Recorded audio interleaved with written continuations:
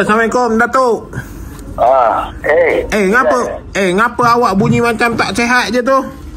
Aku sakit perut lah, nak pergi buang angin rumah orang tu lah. Sakit perut?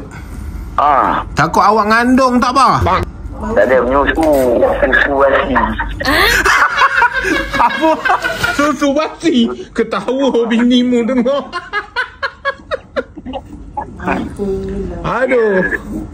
Bah, kawan tak ada ni kat Johor. Kawan kat KL ni. Ya. Besok baru balik. Kejap KL, kejap Johor, kejap Kuala Lumpur. Sial juga je ni macam ni. Tak betul bah, biasalah bah cari modal. Kawan pergi ni meeting dengan Anwar. Meeting kepala otak kau dengar aku cakap pun kena tahu dah. Nak iya. Kepala otak ni lepas Johor KL. Bodoh kau, aku bertanya ni bodoh. Yalah, tanyalah apa dia. Kalau buang angin kat situ dia pakai tu tak payah. Awak kalau nak buang angin tunggu kawan balik. Kawan cocok aja dengan jarum.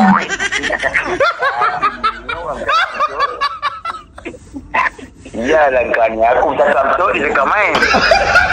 Tapi awak memang tak sihat betul tu, suara bunyi lain macam tu. Ya, aku ni nak pergi buang angin. Ya ke? Apa tu? Tak.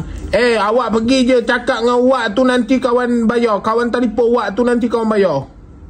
Dia dasar aku boleh bayar, tapi masalah dia berapa kau selalu bagi? Kawan biasa kalau buruk 70 gitu kawan bagi. Parah kena sebab itu kau cakap biar kawan bayar. Awak RM7 memang awak boleh bayar. Iyalah kau ni. Aduh. Bah pergi je. Pergi je, nanti kawan telefon Wak tu. Tapi kadang-kadang Wak tu kena telefon dulu. Kalau dia tak ada orang boleh dah. Cuma kau telefon dia nanti kawan telefon dia Memang ni satu hari ni tak berjalan dong. Kawan tahu. Kawan dengar suara tu, kawan dah tahu dah. Okey, kau telefon aku balik ke? Okey, baik. Okey, Roger now. Okey, Assalamualaikum. Assalamualaikum.